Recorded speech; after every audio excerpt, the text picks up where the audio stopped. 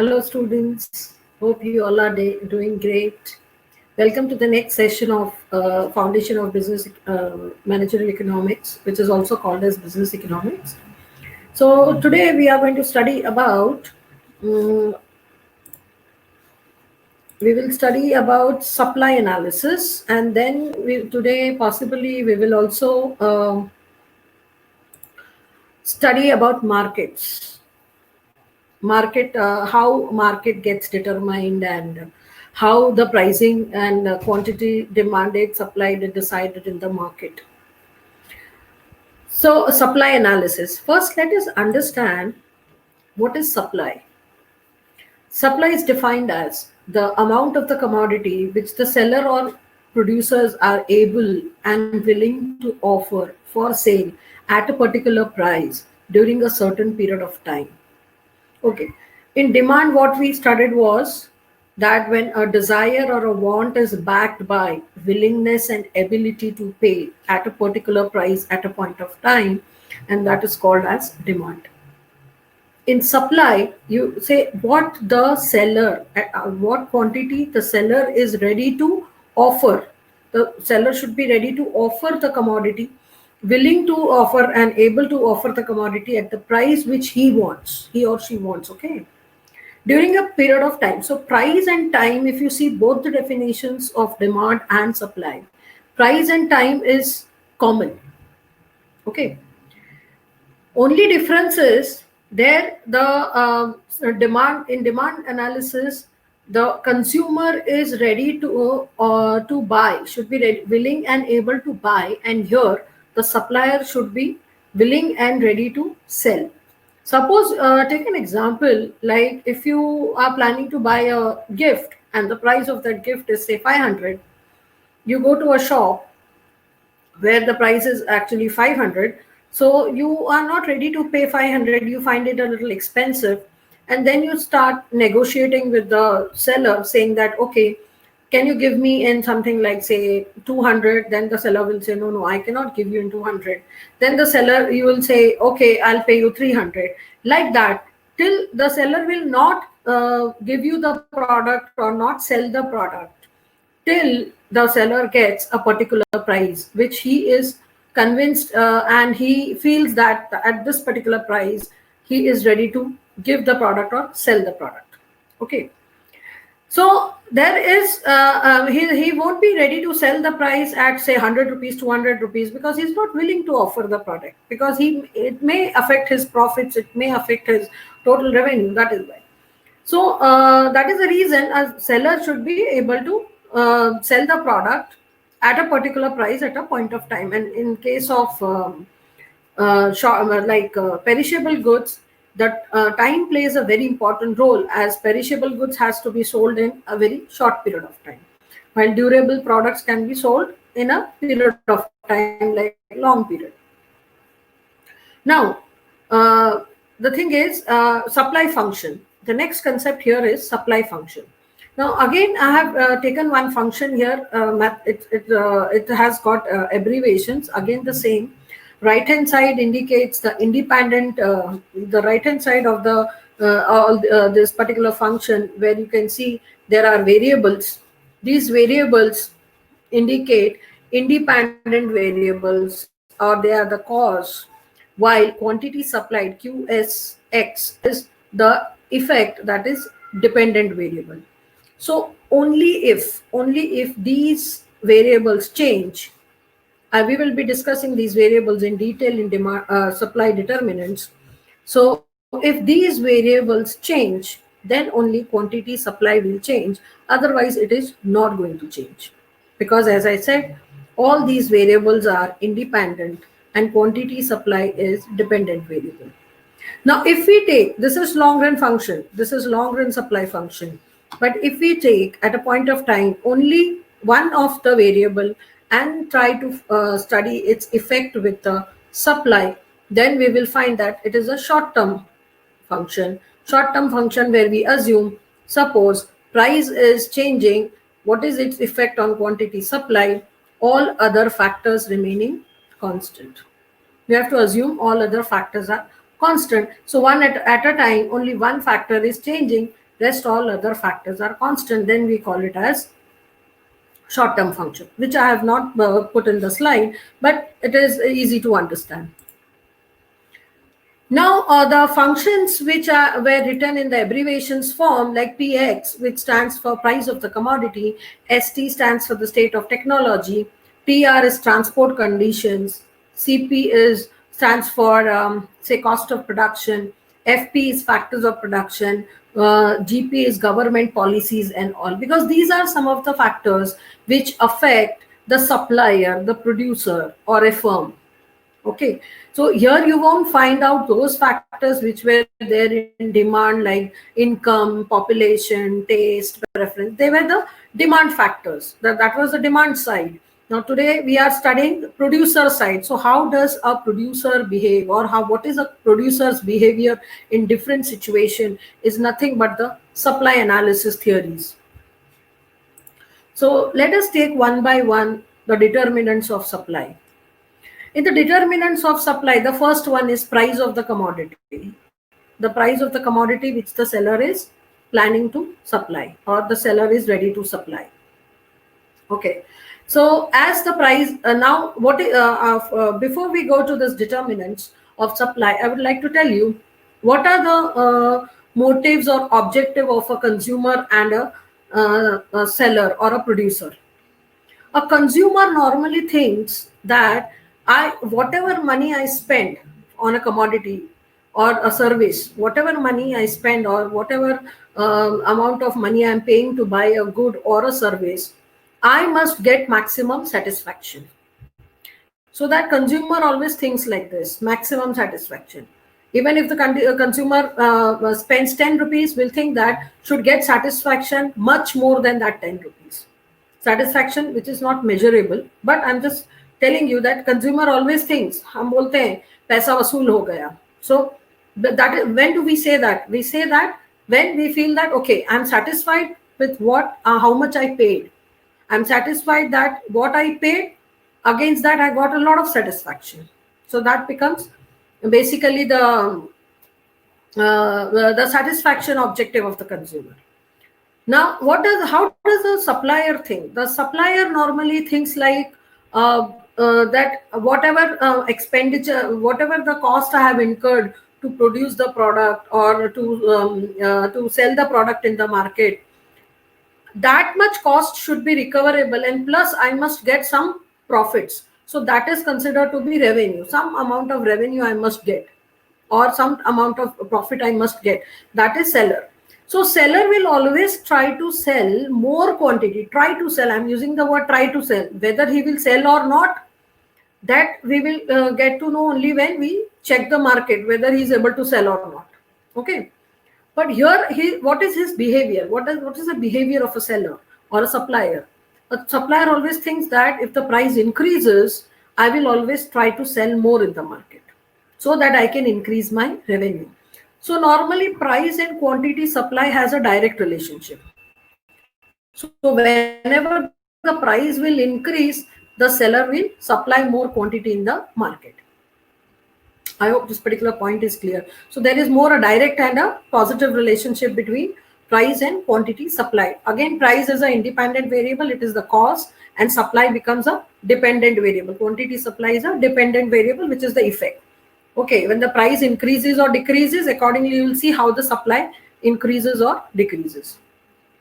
Second one is natural conditions. So the best example I would give you here is, and explain this particular point, is agriculture products. Okay, agriculture product normally depends upon climatic conditions. So if there is good rainfall, then there is good productivity. Supply of wheat, rice, or whatever the kharif and crops will increase. So when the supply increases, depending upon whether the natural conditions are in favor of it or not, favor of the commodity, that is agriculture products or not. In same way, suppose there is flood-like situation in a particular part of the country. We have been facing in past few years and months that there is a flood-like or tsunami-like situation. Then what happens? Everything, supply of products get hampered. And so the supply is not smooth. So then we say that there is short supply. We use this word. There is a short supply of the commodity.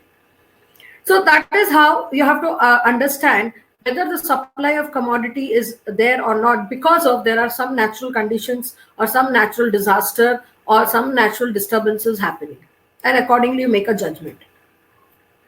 The next one is state of technology.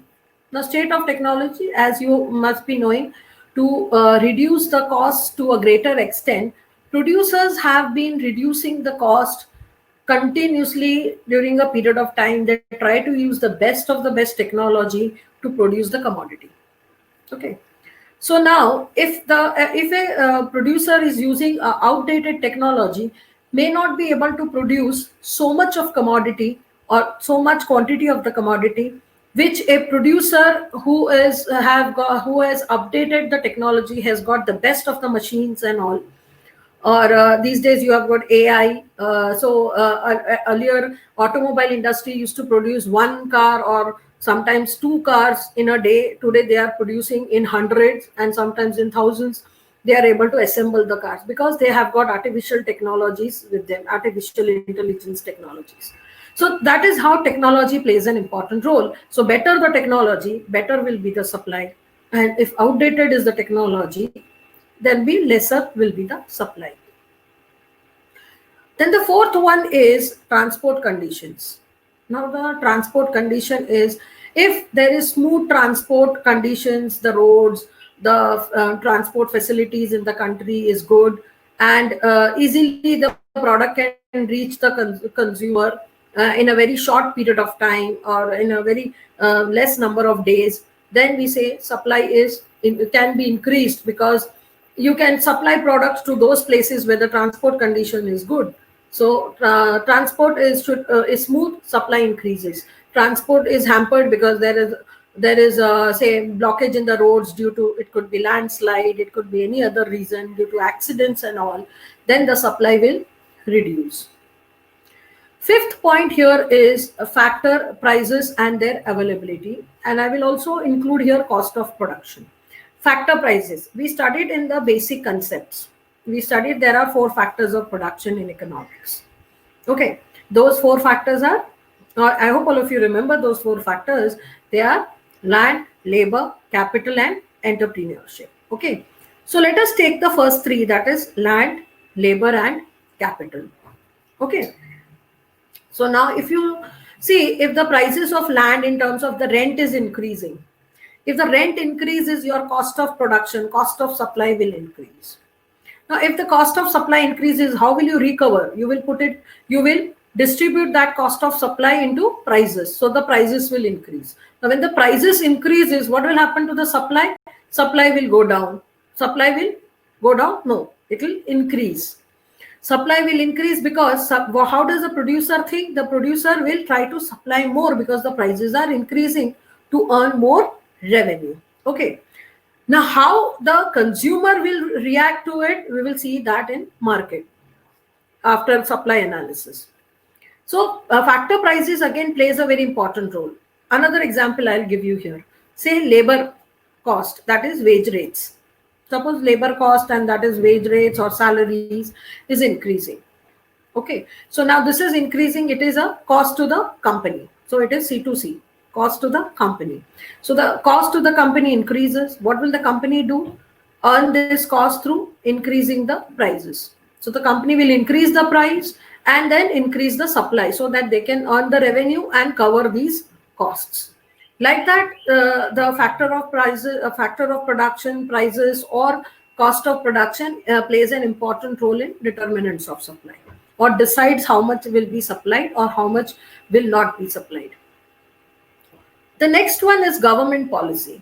You must have heard government changing its policies in terms of indirect taxes, in terms of duties, in terms of many other such regular policies and procedures they try to implement on the business sectors and all. Now let us take one example here. Suppose indirect taxes are increased. Now, if the indirect taxes increases, what happens? In general, I'm saying, because even again, taxes have an important role to play in the prices of the product, because in market, who will bear the taxes, whether the buyer will bear the tax or whether the supply will bear the tax. On that itself, there is a theory in economics. So I'm taking a very simple and a general example here. Government policy in terms of indirect taxes. So if the indirect taxes, like today, if the GST for the products which the producer is producing increases, okay, GST increases, what will happen? Now the producer has to pay more in terms of GST. What will the producer do? Will not pay from his pocket. He will transfer it to the, or shift it to the consumers. So in the, to the consumer, he will shift it in terms of prices. So once he shifts in terms of prices, prices will start going up. So when the prices start going up, he'll try to sell or supply more because he has to cover the revenue again. So this is how the even the government policy has an impact on the supply, quantity supplied, how much will be supplied, and how much the decision about the amount of supply is taken. The last one here is number of competitors. Okay, number of competitors, like suppose there are only two sellers in the market. Suppose there are only two sellers, and they are selling that product. For example, let us take the mobile handsets or toys. There are only two sellers or two companies which is supplying toys in the market. Now, and they are doing very good business. Now, seeing this, what happens is more people or more business people start thinking that let's have a toy business. So they also start toy business. So all of them are now having toy business. So in that case, what will happen is they will try to what will happen that now the market will get the market will get divided among the sellers. So if earlier two sellers used to get good share of their market, now with two more or three more competitors coming into the market, their share will go down. Take the example of suppose I have a chocolate. Suppose I have a nice say Cadbury chocolate, a bigger one, and there are only two students in the class. What will I do? I will give each one of them an equal share and both will get a bigger share. Now, if there are two more students entering into the class, what will we do? We'll share with them. Yeah, it will come to your mind that why should we share chocolates? Okay, but let's share with them. So when they start sharing the chocolate, what will happen? Each one gets a smaller share. This is what happens when the number of competitors in the market increase. So everybody has a feeling. The people who are already there, the sellers who are already there in the market, they start feeling that once a competitor is entering the market, then his share will reduce because now some part of his share will be divided to him. So he'll automatically consumer will start going to him to buy some products because the products are similar. So that is why here we can say that now if the number of competitors increase, the supply will increase, but the share of each supplier goes down. So now they have to compete more. Now take the example of if you go back to some 1.5 decades back. If we see, the number of mobile handset making companies were very less. They were very less. So they used to earn very good amount of revenue profits because all of them knew that there are only four, and we will get this much as the number of people buying mobile phones. So each one used to get a very good share of them. But as time passed and there were more competitors in the market, their share also reduced, and the supply of mobile phone increased, which led to decrease in the prices of the mobile phones. So now they have to compete in terms of design, features, and facilities which they are providing with the help of mobiles and all. So then they start competing on other features and other aspects of the product. It could be brand sometimes. The next point here is now I'm going to take demand supply simultaneously. Why? Because ultimately we are going to end up this into a market, because a market gets complete when there is demand as well as supply. And if we go to the, if you remember the definition of market, you will find out that that there should be existence of seller as well as buyer. So the buyer side is law of demand side, or the demand analysis is the buyer side, and producer side is the law of supply, okay, or the supply analysis. So these two are very important law. And remember that a law is always stated, it is never defined. A law is never defined, it is always stated. So let us read the first law, that is law of demand states that other things remaining the same, ceteris paribus. Ceteris paribus means other things remaining the same, or all other things are constant. It is in Greek language said as ceteris paribus. When the price of the commodity increases, the quantity demanded decreases, and vice versa. So you can see we had already started this in demand analysis, that whenever the price will increase, demand will go down. We never read it like this, that demand decreases and so price increases. That's a wrong interpretation of the relationship, because always start with the cause and end with the effect. So the cause is when price increases, demand decreases, and when the price decreases, demand increases. That's how we are supposed to interpret. Now, if you see the other side of supply, as I said, the important objective, or the most important part of a businessman doing business is to earn revenue and profits. So he'll always try to supply more commodity in the market when the prices are increasing. Now, suppose the price is increasing here. So the law states that other things remaining the same. Again, the ceteris paribus, when the price of the commodity increases, the quantity supply increases, and vice versa. So when the price is increasing, supply increases, and when the price decreases, supply will decrease. So what do we find here? It is, in case of demand, it is inverse relationship. In case of supply, it is direct and positive relationship. I hope this point is clear, that what is the relationship between demand with price and supply with price. Now, to understand the relationship between demand and supply with the price, I have taken a table in this slide, both the tables. We have already done the demand schedule, which is normally called a schedule in economics. We don't use the word table. So I had already taken this table when I was explaining you the demand analysis. So I have taken it again here, which shows it's very clear that when the price increases, consumer decreases the demand. Okay. But when you see the supply, when the price decreases, the price is decreasing, price decreases, then the quantity supply also decreases. Why? Because a businessman will not be willing to do business or not be willing to sell the product if the prices are going down, because he knows that उसका cost नहीं निकलेगा, उसका revenue नहीं आएगा, और ना ही वो profits कर पाएगा. सो वो सेल नहीं, उसकी इच्छा नहीं होगी सेल करने की.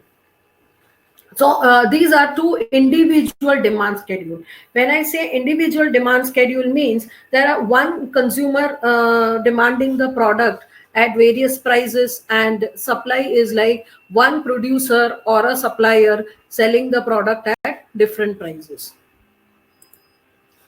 Okay, now if you plot these two, if you plot, it is not exactly what has been plotted here. This is randomly, or you can say freehand diagrams.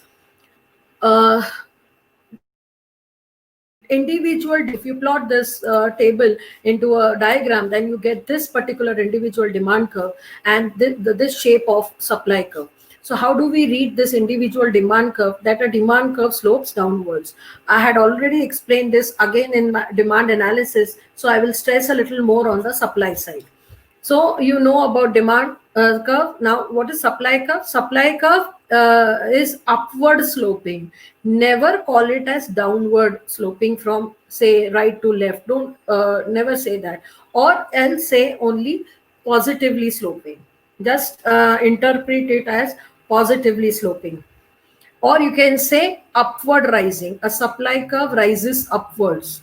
okay, or positively sloping. So if you plot this particular table into a diagram, try and do that physically, so that you'll also understand and you'll have a practice of plotting the curves and graphs simultaneously. So when the supply curve shows that it is positively sloping and it is upward rising. So you can see that both these theories, that is demand analysis and supply analysis theories, are opposite to each other, but they are equally important. They are normally called as the two blades of a scissor. They are called as two blades of a scissor. You cannot run a market or a business without demand, or you cannot run it with only one of them, basically. That is, there is only demand, you cannot run a market. If there is only supply, you cannot run a market, or you cannot even run a business.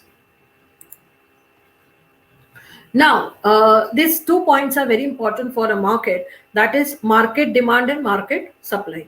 Now, if you see, till now what we studied was individual. Individual means one consumer and one producer demand and supply schedules or tables. This is one the consumer's demand, and this is one supplier's demand. Okay, sorry, supply.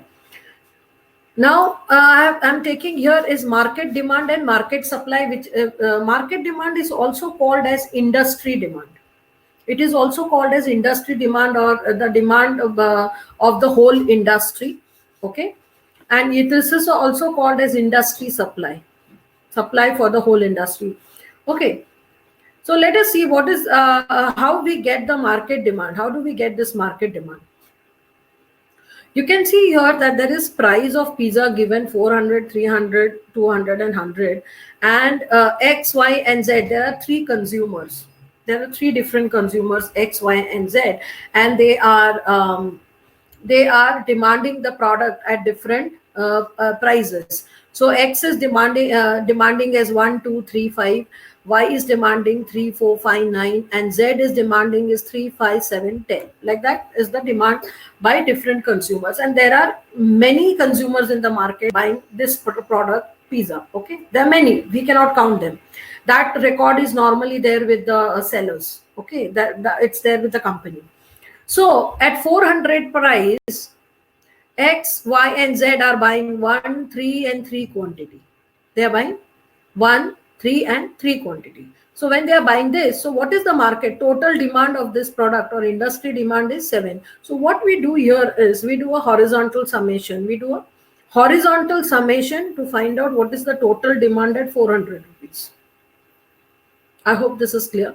Like that, when the price starts decreasing, then what is the demand by X, Y, Z, and many more consumers. But here, as I have taken only 3, it is a hypothetical example.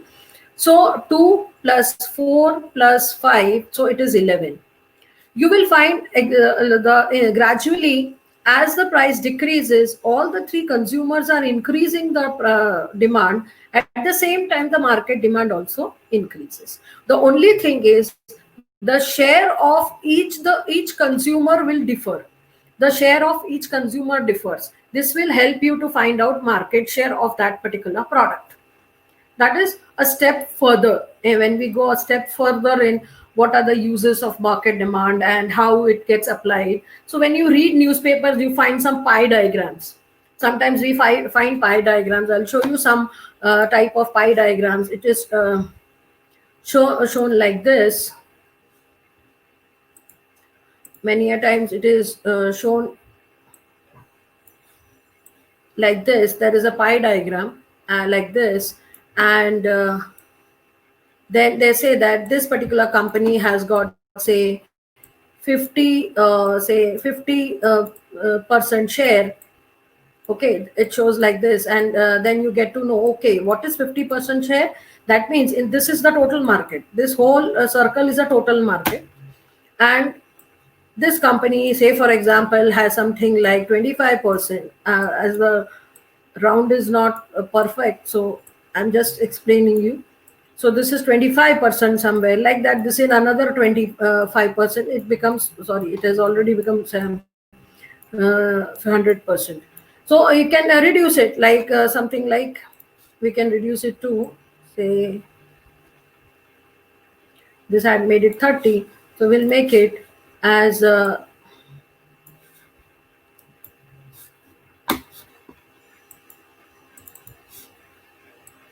3. You can write it 25 here also and 25 here also, and then you can say that, okay, so this is what is how the market demand will give you an indication that what is the market share of each firm in the industry. Okay, so that is market share. So, and the next one is we have is market supply. Same manner, same way, like you have to calculate the market supply. It is A, B, and C are the 3 sellers, and at 400, 300, 200, and 100 price, what are they supplying into the market? How much is the quantity they are supplying into the market?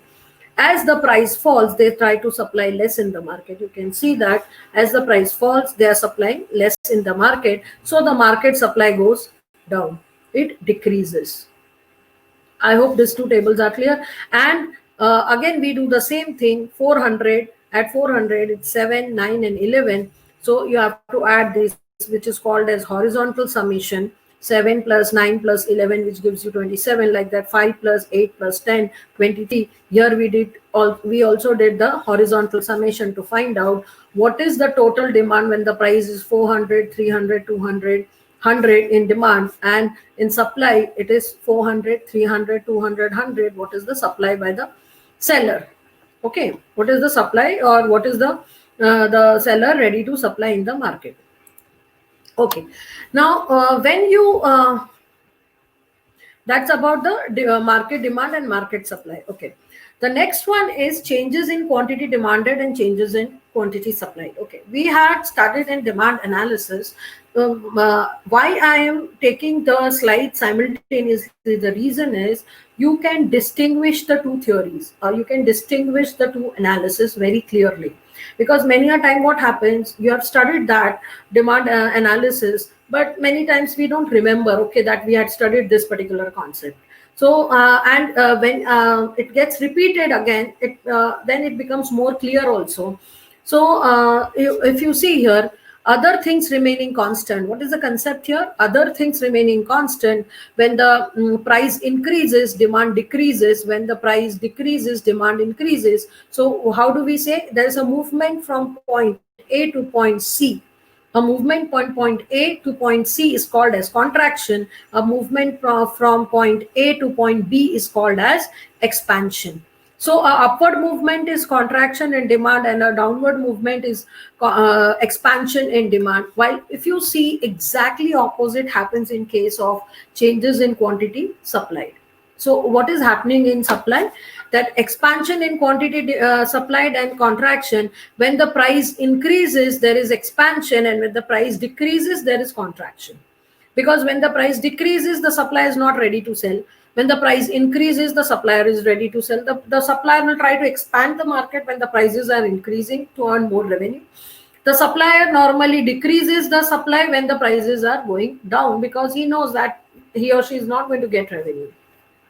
Okay, so this is where the changes in quantity demand and quantity supply. The definition is the same, or when you explain this is the same, that other factors remaining constant. When the price increases, supply will increase, and when the price decreases, supply will decrease. The next is in changes in demand and changes in supply. Now, changes in demand are 2 types: increase, decrease. Same way, changes in supply is also increase and decrease in supply. So, if you see, when there is when price remaining constant, I'm taking the concept of price remaining constant with other factor changes.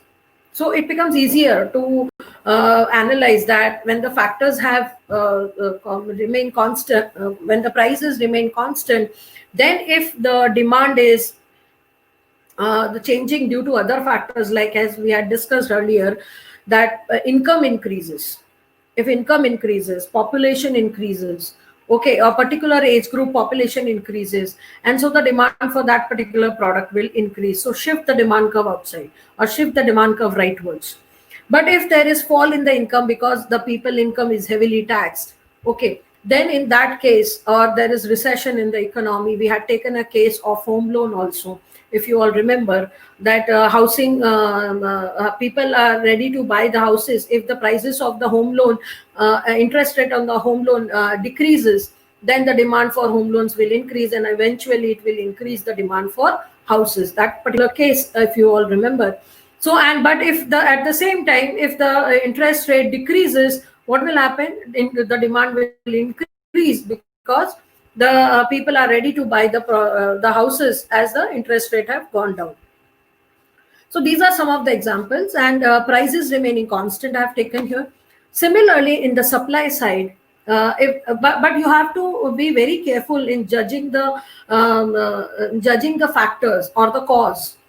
Independent variable. The reason I'll tell you is you cannot say depending upon the population the supply gets affected. No. First, demand will get affected because when the population increases, population have few demand to make. They have demand to make, and when they start demanding goods, then only the demand increases, and then only the supply will react. So supply will come later, but first it will be the demand side. So you have to be very careful when you are identifying a factor that it is going to affect which side. It is going to affect the consumer side, or whether it is going to affect the supply side. So whenever you read newspapers and all, suppose the price of oil has increased. So what all sectors it will affect, or it will affect first the supplier, or whether it will be will affect the buyer. Like that, you have to judge and accordingly make a judgment about like the how much the supply will go up, which all sectors will be affected, what will be, how much their cost of production will increase or decrease. So like that, all you will find all cause and effects will start. The cause and effects among the factors will start. So changes in supply is when there is an suppose we had taken an example in when we were doing demand sorry, determinants of supply, that number of competitors increase. If the number of competitors increase, you will find the supply curve will shift rightwards. Rightward is this is increase in supply. So more supply of that particular product. If the natural calamities is there, if there's natural there's this flood, famine happens in the country, then supply of product gets hampered, or there is a lot of disturbance in the supply, then the supply curve will shift leftwards. So like that, you have to understand with the factors. Let us take another example, a better technology. The company is improvising on its technology, the best technology they are trying to get, mass production they do. So supply curve shifts rightwards. But if the company is using a very outdated technology, labor intensive technology, wherein the labor take time to produce the commodity, in that case, the demand will the supply will decrease. Like that, you have to make your judgment about demand and supply. So the next one, I will take a small case of supply only, because we had done in the earlier session in case of demand on the housing prices. So here, if you read this particular example or the case, how does the supply concepts gets applicable? With the help of a supply curve, explain the impact of price and quantity supplied. Okay. So hot chocolates. Hot chocolate is like a coffee, basically, normally consumed in Western countries. So hot chocolate, the price of the hot chocolate increases. Now, price here they are showing a direct relationship. The variable is price, and hot chocolate is the product. Okay. So what will be happen if the price of the hot chocolate increases? As a supplier, what will the supplier do? He'll try to supply more, he'll try to sell more. So price and supply has got a direct relationship. Okay. But now if you see it from the demand angle, if you see it from the demand side, from the consumer side, if the price of the hot chocolate increases, what will happen? The demand for the hot chocolates will go down. So then the market will start fluctuating. Then the market will start fluctuating, and automatically it will stabilize. I'll show you how it will stabilize in the coming sessions. Now the second one, price of cocoa beans increases. Now cocoa bean is a raw material which is used for making these chocolates. Okay. So now if cocoa beans prices increases, what will happen? It will become the raw material in making the hot chocolates will increase. Okay, when the raw material prices are increasing, the cost of production increases. When the cost of production will increase, what will the seller do? He'll increase the prices of the hot chocolate. So when he increases the prices of the hot chocolates, consumer may demand it less, but he'll try to sell it more. He'll try to sell it more. Okay, then microchips. If scientists invent an improved technology of producing. If the third one is, if scientists are able to make a technology which can produce the microchips in large quantity or in mass production, then the supply will increase because improved technology is being used.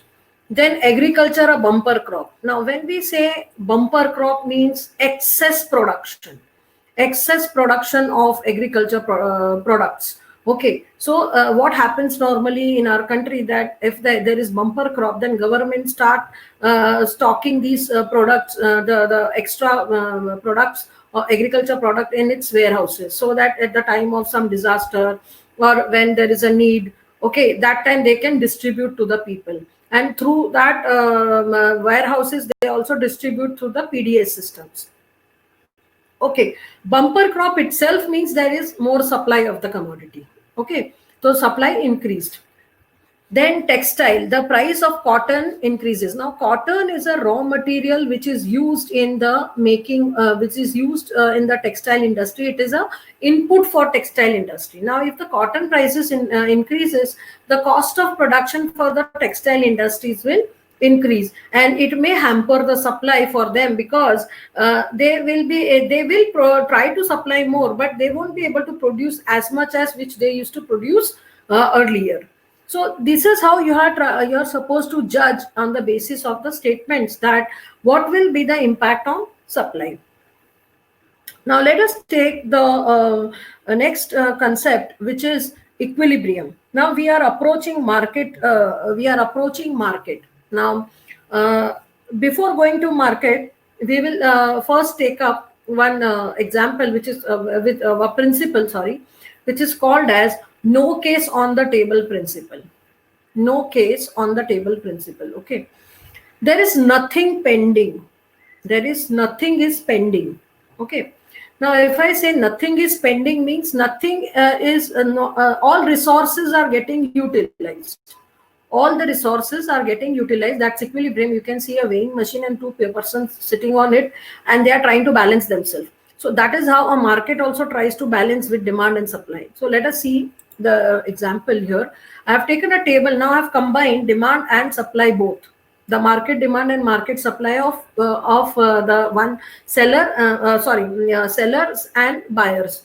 So if you see, these are the prices 65432, and supply is given 8,000, 6,000, 4,000, 2,000, and 0, and demand is 2,000, 3,000, 4,000, 5,000, and 600.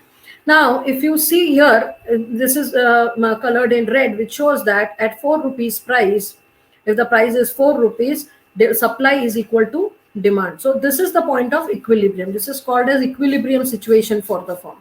Now, if you plot this into a diagram, then you will find that this point, this is E point. The point E is equilibrium point, where demand and supply curve intersect, and this is 4 rupees is the price, and 4,000 is the quantity demanded and supplied. Okay, quantity demanded and supplied. So now, once you plot this particular table, you will get a diagram where you will find there is a cross-like situation. This is a cross X type of a situation, cross. So 4, and this is equilibrium point. It is called equilibrium point. So 4 will be called as equilibrium price, and 4,000 will be called as equilibrium quantity. Now, if let us take a situation. We will take a situation wherein the price increases. Price increases to 5, which I have denoted here, like it is denoted here as 5. Now, if you see in the table, when the price is 5, quantity supplied is 6,000, because the supplier is always ready to supply more. At the same time, demand is only 3,000. Demand is 3,000 because people are not ready to buy the product. Okay, because higher price people are not ready to buy. So if you see here, The demand curve is inside and the supply curve is outside, which shows that there is a gap in demand and supply. There is no equilibrium here. There is a gap between demand and supply. Now, this gap between demand and supply shows that there is surplus. Why there is surplus? Supply is greater than demand. You can see it in the table. Supply is 6,000, demand is 3,000. So supply is greater than the demand. That means the supplier has supplied the product in the market, but there is no demand or there is less demand. When there is thus such a gap is created, then what will the seller do? Because his money is stuck in that, his capital is stuck. He has to recover his capital. He has to recover the money he's invested in producing and supplying that particular commodity. So now what the supplier will do or the producer will do is ready to sell the prices at a lower price. Now, so the producer will start bidding the prices downward. It is called the producer bids the price downwards. Like you know the example of sale. The product is for sale, or during just before Diwali, after Diwali, there is sale of the product because they are taking out the extra stock, which we call it as stock, which has been taken out or which has been sold out at a very lower rates, because they were not sold at the higher, they were not sold in the market at the higher price. So automatically the market will come to a state of equilibrium as the producers beat the price downwards. Let us take a reverse situation. Reverse situation, if the prices are less, now if you see, we have taken 3 rupees here. I have denoted here 3 rupees. Okay. Here you see that supply is only 2,000 and demand is 5,000. Supply is 2,000, demand is 5,000, because at lower price people are ready to buy the product, while sellers are not reluctant to sell because they feel that they will not get revenue or profits. So there is a gap. Now again, this gap shows that demand is now greater than supply. Here it was supply is greater than demand. Here demand is greater than supply. So that means people are ready to buy the product, but the supplier have not supplied because they feel that they are not getting so much of money or revenue. So there is a shortage which is getting created in the market. There's a shortage which is getting created in the market. So now if the consumer still wants the product, what the consumer does, consumer is ready to pay high prices, and automatically consumer says, okay, I'll pay 3 rupees 50 paise. I'm ready to pay 4 rupees also for the product. And so the consumers start pushing the price upwards. And then the market will come back to equilibrium. This is a case, these two cases are a case of stable equilibrium. Even after there are fluctuations in the market can stabilize automatically. It can stabilize back automatically, which is called as stable equilibrium. Now we will see some other equilibrium situations, okay, wherein either the demand has created a variation in the market, or else the supply has created the variations or fluctuations. Now this is initial demand curve is DD. Demand curve is normally denoted by DD. So initial demand curve is DD, supply curve is SS. SS is the supply curve. Now let us take, I have given a few examples here. Income of the consumer, product is in fashion. So income of the consumer increases, demand curve will shift outwards, that is rightwards. Income of the consumer decreases, it will shift leftwards, that is DD double dash. Okay, so like that you have to judge. Product is in fashion, demand increases. Product is out of fashion, demand decreases. Income tax is imposed, heavy income tax is imposed, then demand decreases. Income tax is reduced, demand increases. Like that. You can take up all these and then you have to judge. If it increases, decreases, how will the consumer react? Okay. So now if the demand increases, keeping the supply constant, supply is not affecting, supply is not changing, there is no change in supply. We are assuming the supply factors to be constant. Okay, supply it happens, then price increases, the equilibrium situation is price equilibrium price increases, equilibrium quantity also increases because the equilibrium point has increased in the market. So if there is any increase in demand, it will increase the price in the market, the whole price. Suppose there is a festival season coming up, the demand for flowers, fruits, and say all festival related items increases, and you will always find that during that time the prices of those things also go up. they rise. So here what is happening? Prices increase, quantity demand also increases. At the same time, if the festival season goes, then automatically the prices will start coming down because there is a decrease in demand. Prices decrease as well as the quantity demand and supply decreases. Like that, you can continuously do this type of exercise whenever you read newspapers. Try to find out that what will happen, what will be the effect. There is some cause happening. What is the effect? What can be multiple effects also? Like that, you have to start understanding and discussing. The other side of it is the supply. If supply changes, now if there is number of competitor increase, the supply increases. So supply increases from sub SS to SS dash. What is happening? Price decreases, quantity, demand, and supply will increase. But at the same time, when the supply decreases, what happens is price increases, quantity, demand, and supply decreases. So price and quantity moves in opposite directions. They move in opposite directions if supply changes, while price and quantity move in the same direction if demand changes. Suppose there is increase in wage rates. If suppose the wage rates increase, now if the wage rates increase, the cost of production increases and the supply will go down. If the supply decreases, now if the supply decreases, what will happen? Automatically the prices will increase because the cost of production is adding to the increase in price. I think this particular point is clear to all of you. We will take an example here. Consider the market for minivans. For each of the events listed here, explain using demand and supply curve the effect on the price and quantity of the minivans.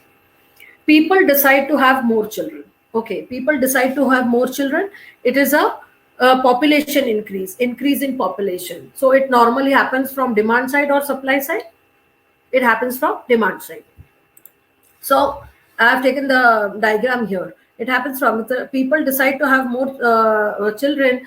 Population of children increases. When the population of children increases, the demand curve will shift rightwards. Once it shifts rightwards, the market will fluctuate as the price and quantity demand increases. Quantity demand and supply increases. Okay, price will increase, the equilibrium price as well as supply will increase.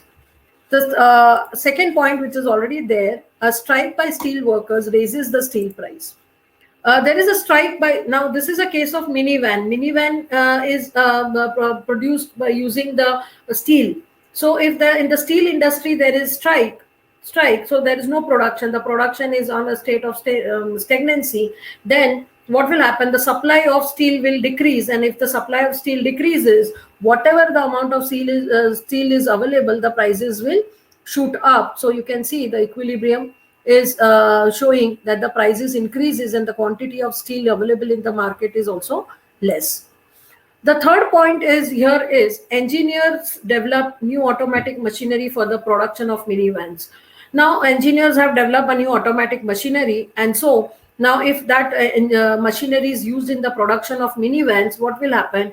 If earlier the firm was producing only 50 minivans in a day, possibly now they can produce 100 and supply more in the market. So you can see supply of minivans will increase. So the more the supply they do, the less will be the price they can charge, because the market can automatically adjust to it. Price of railway wagons increases. Price of railway wagons means the wagons which are used in distributing the minivans to different parts of the country.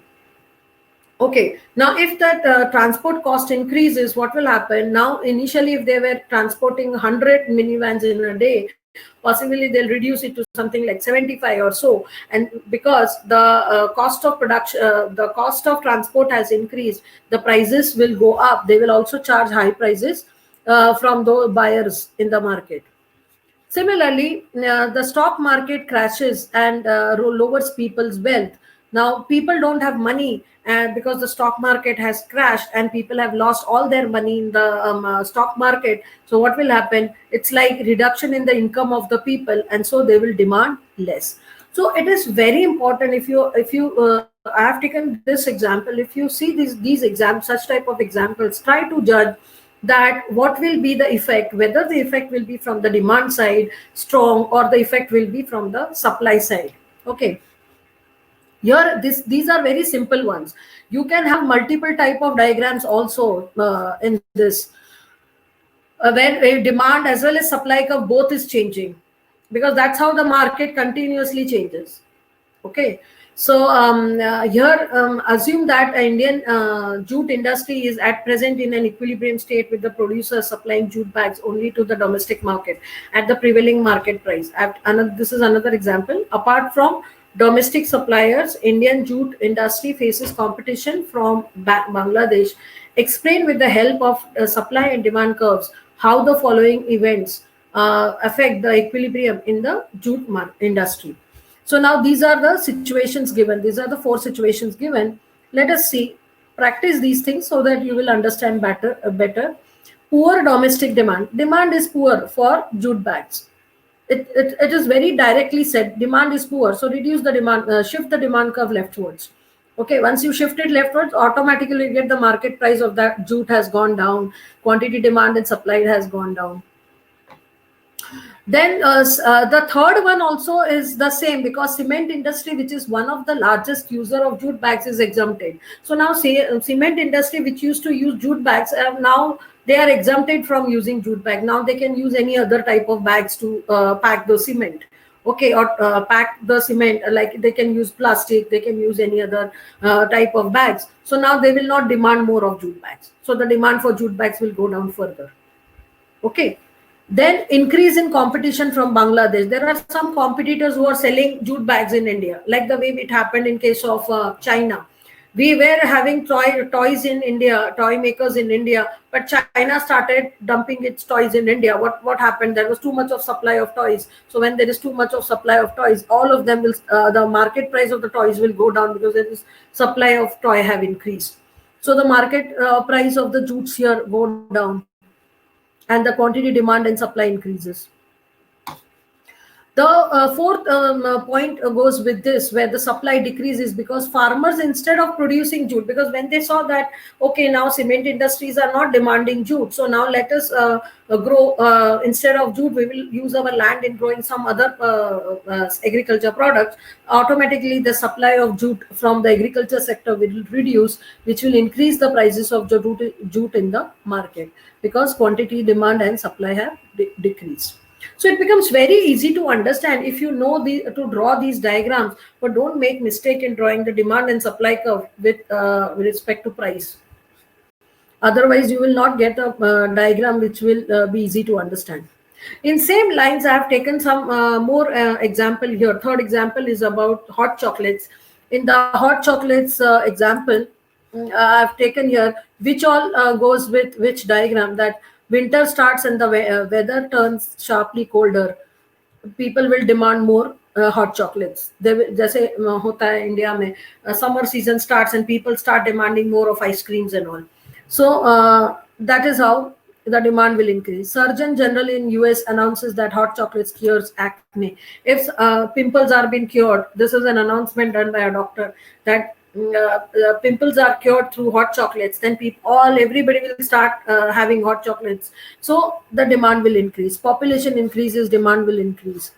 Price of coffee falls because coffee is a raw material, is a substitute of hot chocolates. Coffee is a substitute of hot chocolate. So as the price of coffee falls, actually this is not correctly taken here. The demand for hot chocolates will rise. So sorry, decrease. There should be a diagram of decrease here. So second one you can correct it. There will be a demand decrease in demand for hot chocolate, because now people can switch from hot chocolate to coffee. Price of whipped cream falls. Now price of whipped cream means it is a cream which is used in you can say decorating the hot chocolate. Then in that case what will happen, the raw material prices are decreasing, supply of the product will increase, because it will ultimately decrease the price of hot chocolates. The better method of harvesting cocoa beans is introduced. So now if better technology is used in harvesting cocoa beans, then in that case more cocoa beans can be produced, and supplied of the cocoa beans will increase. Like this you have to continue doing. The price of the cocoa beans increases, same if it increases then the supply will decrease, and if it decreases it will increase. Then the next one is consumer income falls. So it is very straight that the consumer's income have reduced, and as they don't have money to spend, they will not demand hot chocolates, and that is how the demand in the market will also decrease. Now, if you all have questions related to this, I repeat again that if you have questions related to this, please write it down somewhere, so that and on the doubt sharing sessions, I'll clear all your doubts. But whenever you read newspapers, whenever you are reading newspapers, please try to ask why this is happening and what will be the effects. Ask yourself these questions, and when you ask these questions to yourself, then you should be curious to find out the answers.